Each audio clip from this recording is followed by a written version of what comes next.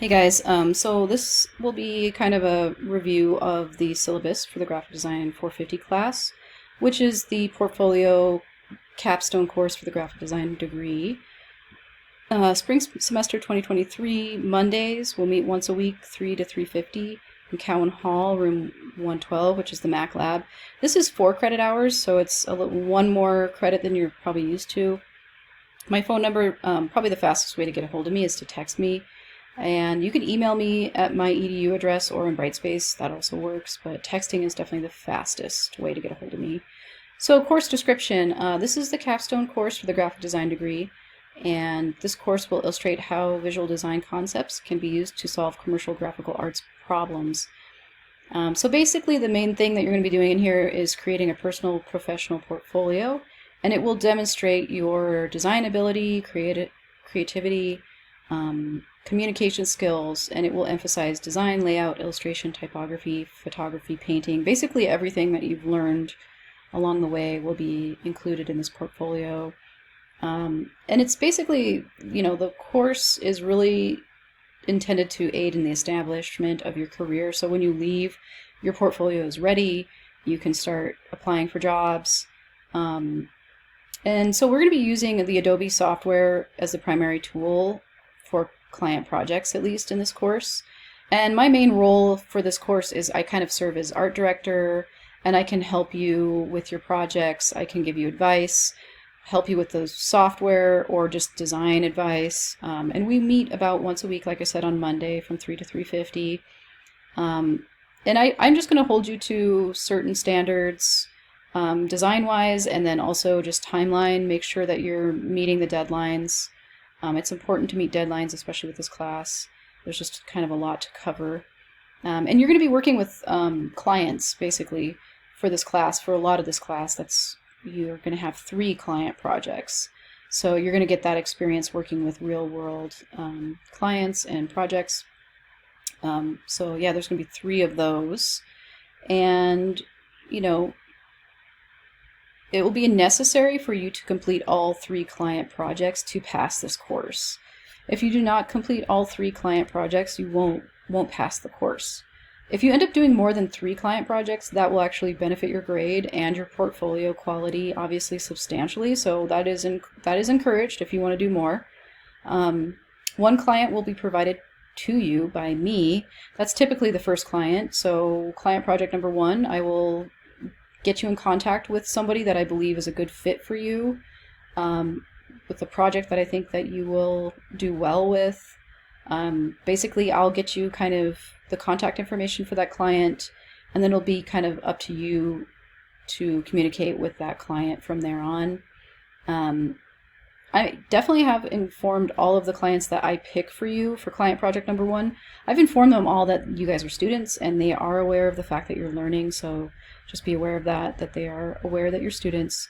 With that being said, please make sure that you're punctual with your client changes and practice good communication skills with your client. So if you think that something's going to take longer, just let them know. If they know what to expect, they really don't mind waiting longer for something. Just keep those lines of communications open with your client, and that is the main thing that's going to help you, avoid any problems that you might have with clients. Is really just being honest and open and staying in good contact with the client is very important. And then you'll be required to find the remaining 2 clients that you'll work for. Clients can be friends or family. If you wish to use the same client for multiple projects, that will work as well. Even for client project number 1, if you wanted to do all 3 of your projects for that 1 client, you can. You just need to discuss your client projects with me before you begin designing them. So check in with me on all projects before you begin designing, because we need to make sure you're doing enough with each project that you create for this course. If a client project is too simple or small, we can always find ways to add to it. So you're definitely required to meet with me during class time on a weekly basis, Monday, 3 to 3:50. And then we're just going to kind of be reviewing your progress. Due dates will be in Brightspace. You'll need to try and adhere to those as closely as possible. Like I said, if stuff is over a week late, it will start to get docked. I'll dock your grade on that. I am giving kind of a week grace period to some degree with late work, because I know everybody's projects are different, and then sometimes clients are slow in getting back to you, so I understand that it's hard to constantly be adhering to due dates, but you do need to try and adhere to the schedule as closely as you can. Just that's going to help ensure your success with this course. So after the 3 client projects, we will move on to the Reworked project. It can be an old class project, or it can just be an old client project that you've done in the past. It has to be a design project, so not traditional media, not painting, photography, illustration, or anything like that. It can be a digital illustration if you wish, but it needs to be digital in nature. Basically, we're just going to rework a past project of your choosing, and we're going to get it looking at its best. Like I said, it can be a personal project, or it can be for a class or a client that you did. And I'm going to just serve as art director and give you feedback or changes to make, and then you can make obviously your own changes as well, but you will have to kind of adhere to some of the things that I ask you to do with it too. And that's just the Rework project. The main purpose of that is just to kind of get you into the habit of reworking your past projects to make them better so that your portfolio is constantly looking its best. It's okay to go back into old projects and make them look better after the fact. So that's kind of just a practice with that. Portfolio booklet is the next thing we'll work on. We're going to do that in InDesign. It'll include each of the 3 client projects you completed for the course. There will be some text in there to accompany those 3 client projects, kind of a description of the stages of the project, describe any of the challenges, go through the creation process, how you solve problems, include the thumbnail sketches, each round of changes the design went through, and then the final product will be featured as well in your portfolio booklet. And then you'll also include the Reworked project as well as any additional digital design projects that you want to include. So it's a good idea, like if you have other work that you want to include in your portfolio booklet, you can add those in as well. You don't need to include the stages or extra text with these necessarily. Maybe a short amount of text next to them is good, like maybe the purpose goal of the project, and then any challenges that you might have had and how you solve those. But not as much detail in the text needs to be included with these projects. And then, towards the end of the booklet in InDesign, you will actually add in 15 traditional media. So anything that you did in Joel's classes or on your own that are traditional media, you can add those in.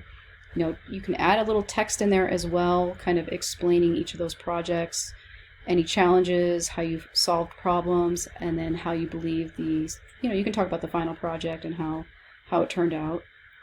And then you'll need to print the portfolio booklet, obviously, once it's turned into Brightspace, and we'll need to print those up so that you can give one to each of the faculty members that are present at your final presentation.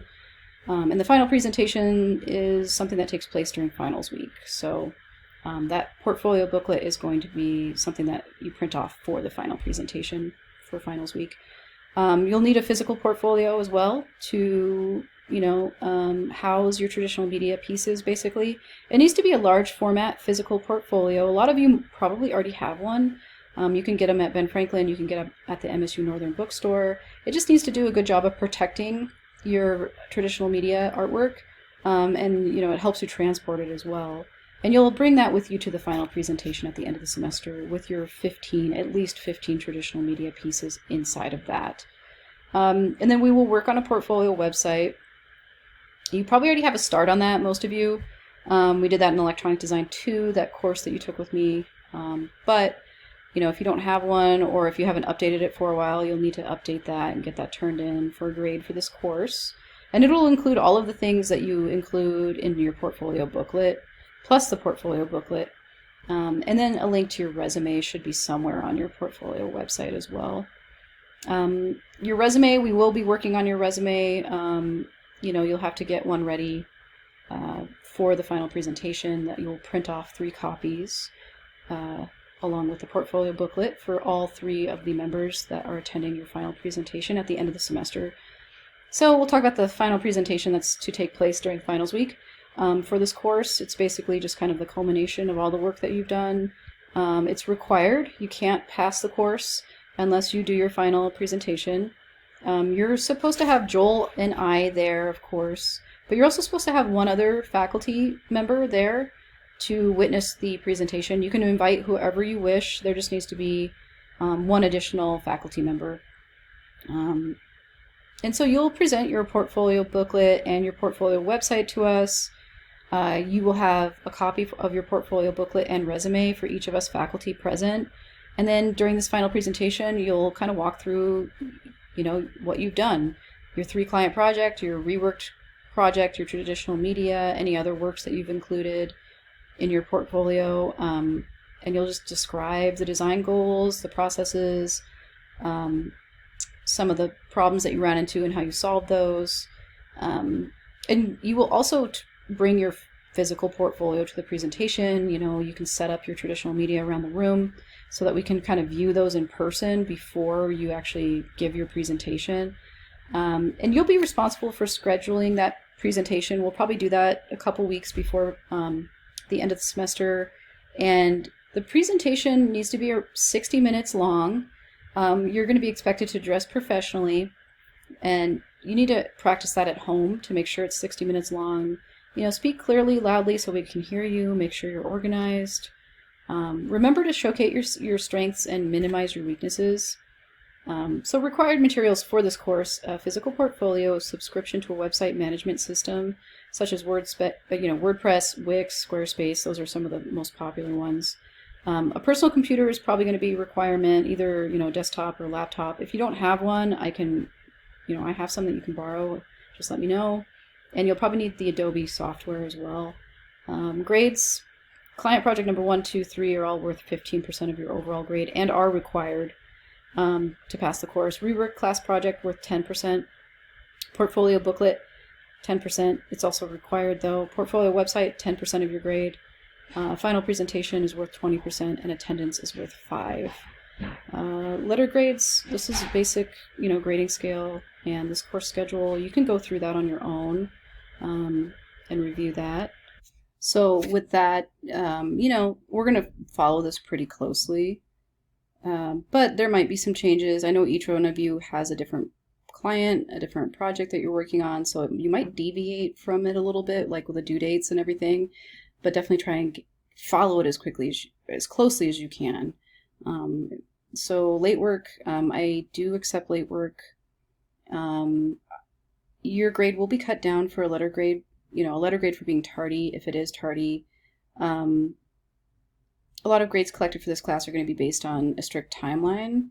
So try to adhere that as much as possible, but I am aware that every student in this class is working with different clients on different projects. But if you can stick to that schedule above it, at least somewhat, you will do well in this class. Attendance, obviously if you're sick, stay home. But attendance is important, especially for this course, because we only meet once a week. And we are going to be missing a few classes due to the holidays, because a lot of them are on Monday, and this class is on Monday. So 2 absences are permitted without a change in letter grade. Use those absences wisely. If you miss more than that, then we are probably going to have an issue, maybe bringing down your grade a little bit. I can't be having you miss a bunch of class. It is important for me to be able to see where you're at, give you feedback, and get feedback from your peers.